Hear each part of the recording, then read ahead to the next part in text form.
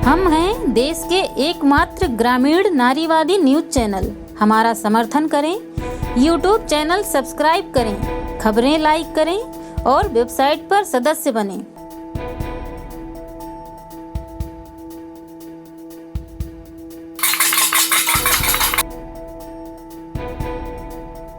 एक तरफ लॉकडाउन में फंसे मजदूरों को सरकार ने वापस लाने की प्रक्रिया शुरू की है, वहीं दूसरी तरफ मजदूरों का कहना है कि वे इस प्रक्रिया से भी बहुत परेशान है, क्योंकि उनसे कई तरह के कागजों और फार्मों की बात की जा रही है, जिससे वो चक्कर लगाते रहते हैं।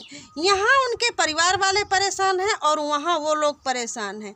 कई लोगों के परिवार वाले तो यहाँ से पैसे भेज रहे हैं खाने पीने के लिए, क्योंकि आज 1.5 महीने से फंसे मजदूरों के पास आज ये स्थिति है कि खाने पीने के लिए नहीं है। तो वहीं दूसरी तरफ मजदूर संगठन के साथ काम करने वाले रामकरण आदर्शी जो हैं, उनका कहना है कि सरकार ने ये रणनीति तो बनाई है कि मजदूरों को वापस लाया जाए, लेकिन उनका कोई मसला समझ नहीं आ रहा। तो आइए जानते हैं मजदूरों की दास्तान और संगठन के कार्यकर्ता के बयान। कहाँ फंसे हैं लड़के आपके?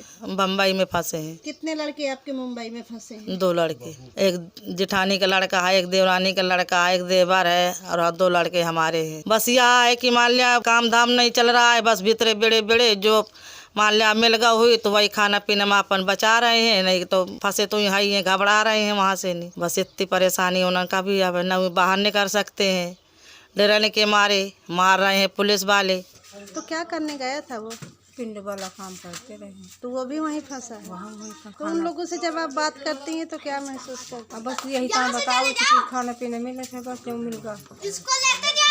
आपके घर से कौन बाहर है प्रदेश में? कब से वो बाहर है? 4 महीने से। जो हमारे पास हैं 1000-2000 वही भेज दे रहे हैं, उसी से काम खर्च चल रहा है, कोई सरकार से मदद नहीं है। क्या नौकरी करती? बस यही प्राइवेट नौकरी कर रही हैं। तो अकेले ही वो जॉब करने के लिए जाती थी, आप नहीं जाते थे? नहीं, रहते हम वहीं, घर को उद्देश्य से बनवाने के उद्देश्य से आए हुए थे, जा नहीं पाए लॉकडाउन की वजह से। अब वो वहाँ पर फंस गई, ना वो निकल पा रही ना हम यहाँ से जा पा रहे हैं। हम लोग करीबन 1 महीने से ऊपर हो गया है, 40 दिन समझ लो हो जाएंगे अभी 2-4 दिन के बाद। हमारे समझ इस तरह की स्थितियाँ हैं कि हम भी जान रहे हैं। अभी जो राशन वासन दे रहे थे ना, वो अभी फोन उठाने के लिए तैयार नहीं, हमारे पास कुछ बचा भी नहीं खाने पीने के लिए भी। अब बताओ, हम इधर को नहीं हो रहे हैं, कहीं उधर को नहीं। अब कहीं कह रहे हैं कि ये फार्म भरो, जाके चेकअप कराओ, तो वहाँ चेकअप भी नहीं कर रहे, वहाँ से खदेड़ दे रही है पुलिस। और अब जब अगर पैदल भी आ रहे हैं तो यूँ भी मना किया गया कि पैदल नहीं चलना, नहीं बंद कर देगी। कैसे क्या करें, हमारी समझ में नहीं आ रहा। हमें कोई सूचना ही नहीं मिल रही है बस चलाने वाले की, क्या कैसे सूचना। पहले बोले कि फार्म भर दो, तो पुलिस के पास वो नोडल अधिकारी के 2 तो नोडल अधिकारी को भी दे दिया। अब 4-5 दिन हो गया, वो भी नहीं कुछ बता रहा है नोडल अधिकारी।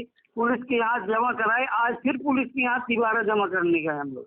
स्थिति हमारी ये है कि हमारे पास खर्चा वर्चा नहीं है, खाना खुराक खाना पीना नहीं, कुछ नहीं मिल रहा है। तो बताओ क्या करें, हम यहाँ पड़े हैं।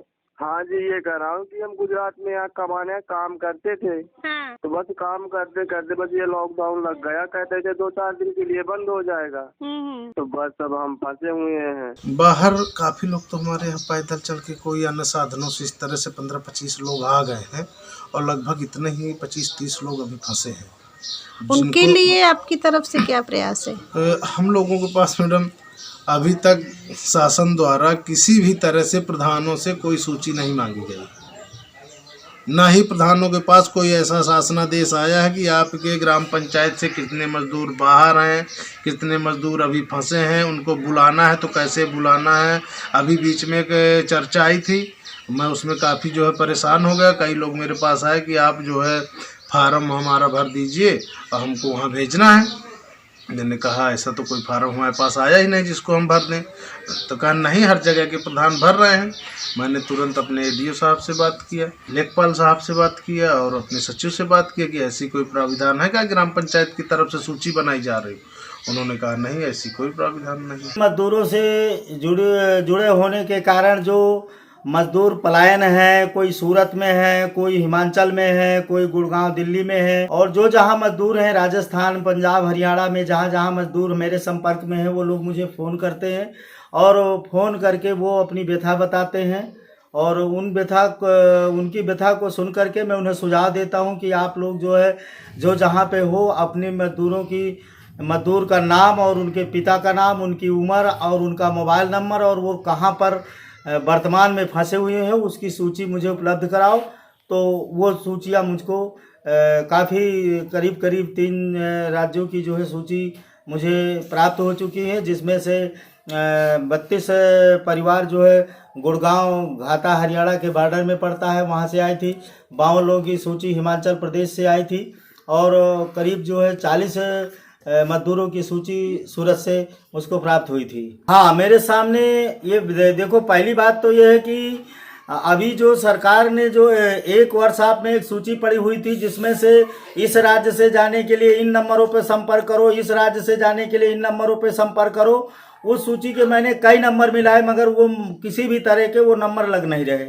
दूसरी बात, जो उत्तर प्रदेश सरकार ने नोडल अधिकारी बनाया गया है, जैसे बांदा में मुख्य विकास अधिकारी हरिश्चंद्र वर्मा जी नोडल अधिकारी बनाए गए हैं और उनको मैं करीब 5-6 बार फ़ोन कर चुका, मगर जो फ़ोन उस सूची में दर्ज है वो फ़ोन आज तक नहीं लगा, न किसी तरह का कोई संपर्क हो पाया। दूसरी बात यह है कि चर्चा में जानकारी मिली कि नोडल अधिकारी जो है क्या काम कर रहे हैं, तो उसको देखा गया कि भाई उनका 30% पंचायतों से मेरे पास खबरें आई हैं कि ग्राम प्रधान सूची बनवा रहे हैं। अब वो सूची कब बना रहे हैं ना तो ये जानकारी हुई कि मुख्य विकास अधिकारी ने नोडल अधिकारी होने के नाते खंड विकास अधिकारियों की मीटिंग कब लिया, सचिवों की मीटिंग कब लिया और किस तरह से गांव में सूचियां बन रही हैं और डिग्गी पिटाई गई कि नहीं पिटाई गई। तमाम ऐसे जो है मजदूरों के परिवार के मुखिया हैं जो बेचारे खेत खलियान में, उनको पता ही नहीं है। अनेकों मजदूर मेरे पास दिन भर तांता लगा रहता है, मेरा लड़का बाहर फंसा, मेरा लड़का बाहर फंसा है। तो ये दिखते हैं। तो प्रशासन का जो रवैया है वो रवैया जो है मुझे समझ में नहीं आ रहा है कि इस तरह से हमारे यहाँ का मजदूर आ पाएगा। दूसरी बात यह है कि कोरोना पर खबर लहरिया का अपील, अपने हाथों को बार बार साबुन और पानी से धोएं या सैनिटाइजर का इस्तेमाल करें। बिना हाथ धोए अपने आंखों, नाक और मुंह ना छुएं। यदि आपको खांसी और बुखार, सांस लेने में तकलीफ है तो डॉक्टर से संपर्क करें। और हाँ, एक और खास बात, सब सुरक्षित रहें और बिना काम के बाहर ना निकलें। खबर लहरिया, आपकी खबर आपकी भाषा।